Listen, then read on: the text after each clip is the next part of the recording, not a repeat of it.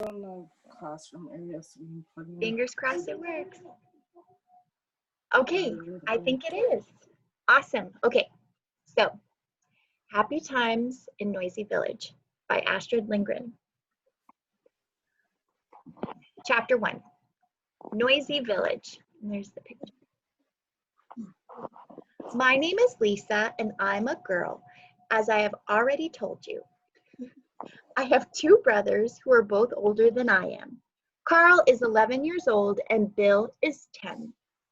Soon I'll be 10 myself, but so far I'm only 9. We live on a farm called Middle Farm because it's between 2 others. The other 2 are called North Farm and South Farm. Anna and Britta live at North Farm, and they are girls too. Britta is 11, and what luck! Anna is just my age. A boy named Olaf lives at South Farm.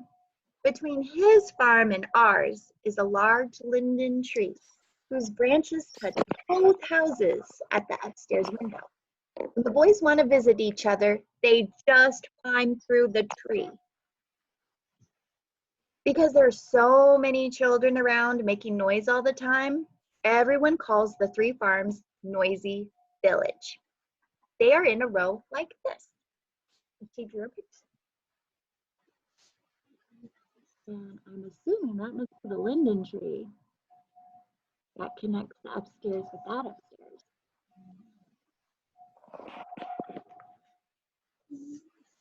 My picture doesn't show our barn or the lake or the school, so you'll just have to imagine what those look like.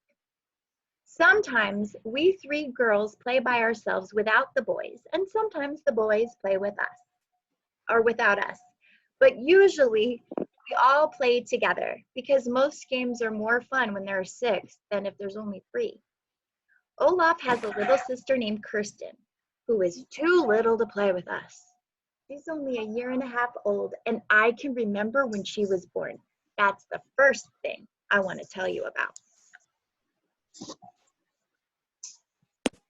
So that was chapter 1, and this is chapter 2. Olaf gets a baby sister.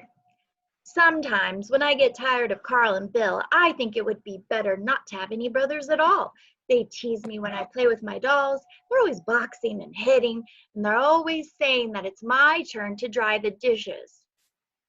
One time, Carl said to Mommy that he couldn't understand why anyone would want to have a girl. It would have been much better to have 9 more boys so they could have enough for a soccer team. Oh, I bet my dog's gonna bark. If she is, I'm sorry, it's really loud. But Mommy said, I am so happy to have Rosie. Hi. Thanks. No.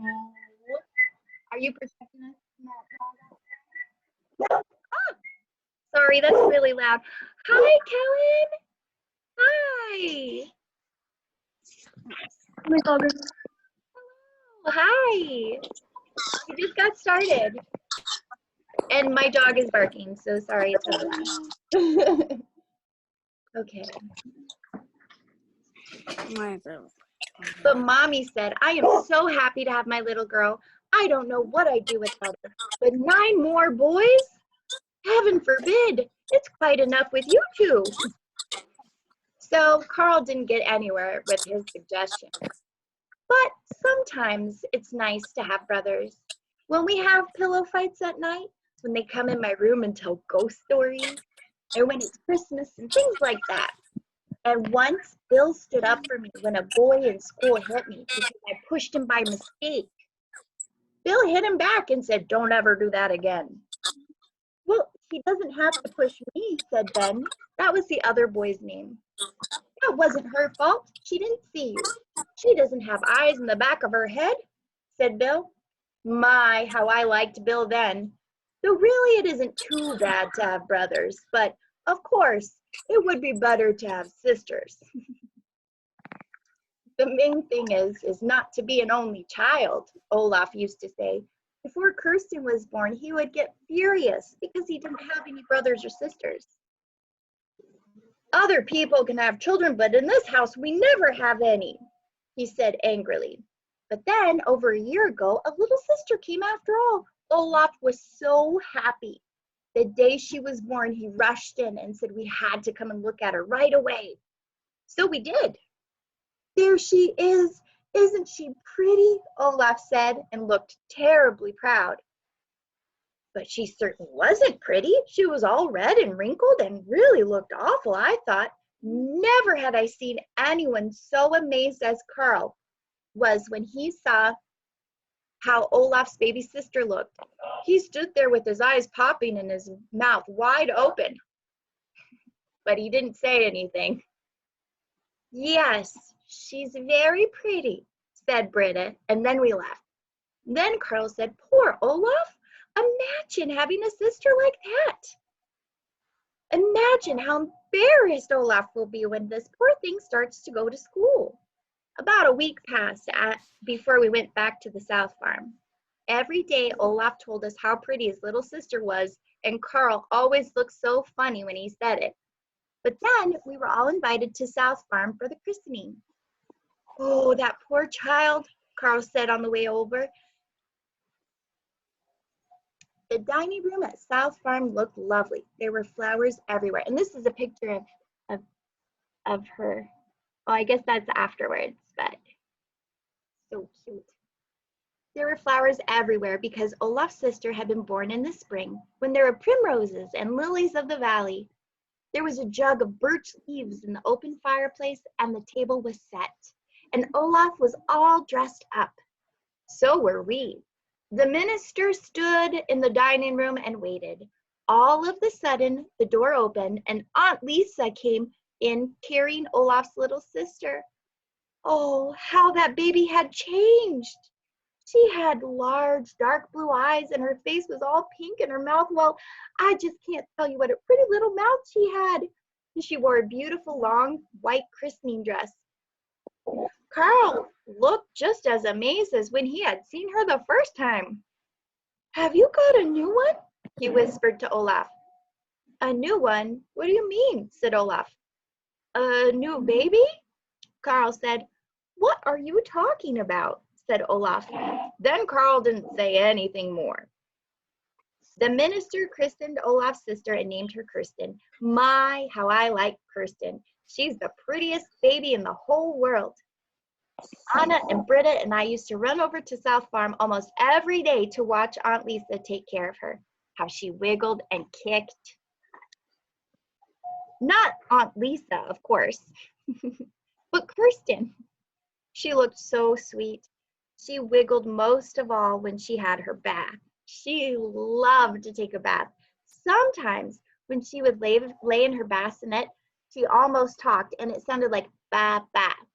Olaf thought she would soon be able to say anything she wanted. When Olaf went to the bassinet to look at Kirsten, she would smile just as if she were happy to see him. She didn't have any teeth, but she still looked so sweet when she smiled. Olaf's eyes sparkled when he looked at her. Skip was a little jealous of Kirsten. He wants Olaf to like him, of course, but Olaf petted Skip a lot and told him he was a good and fine dog, so Skip wasn't jealous anymore. Here's a picture of them taking a bath of Kirsten. A bath for Kirsten. Oh gosh, that's such a cute picture. All right.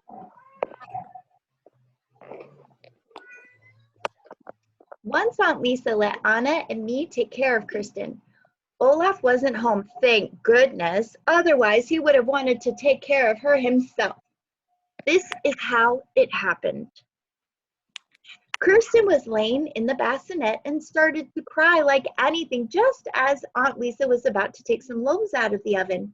She was wet and hungry and mad. Kirsten, of course, not Aunt Lisa.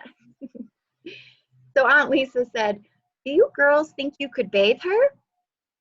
Of course we could, we said. Anna brought out the bathtub and poured water into it. Aunt Lisa came and tested the water with her elbow, and I lifted Kirsten out of the bassinet. And do you know, she stopped crying at once. and started laughing instead. When I held her close to me, she nibbled my cheek. It didn't hurt because she doesn't have any teeth, you know. My face got all wet, but that didn't matter. Aunt Lisa has taught me how to hold babies. You should hold them so that their backs get support.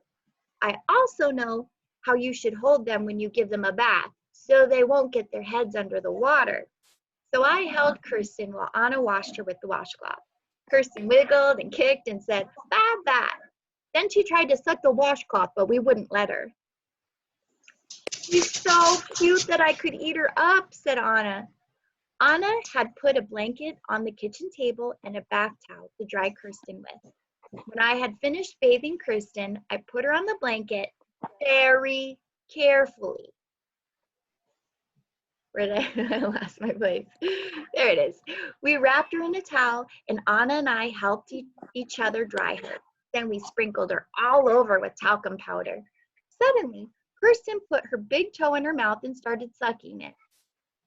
But we had to take her toe away from her when we started to put on her little shirt. Aunt Lisa helped us to put on her diaper because that was a little harder.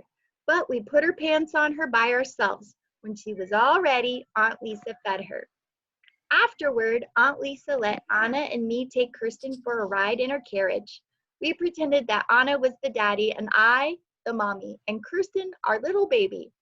It wasn't long before Kirsten went to sleep, but we still pushed her around and had such fun. When Olaf came home, he rushed up and took away the carriage, just as if he thought we were stealing Kirsten. But when he had pushed her carriage for a while, he let us hold on to the handle too. We told Olaf that Kirsten had sucked her big toe, and Olaf laughed and said, "No one would believe how many tricks that child can do. Perhaps she'll be in the circus when she grows up." Just then, Kirsten woke up and looked at Olaf.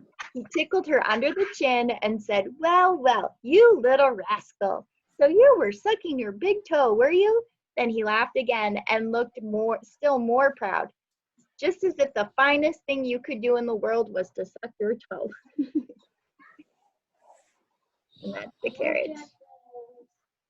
Anyway, so that was the first chapter. And the one that, just a minute, the one that I'm going to read tomorrow is Boys Just Can't Keep a Secret. So I'm sure that's probably going to be pretty silly. And also probably not true. I'm going to stop recording this and then let me go ahead. Did I stop it?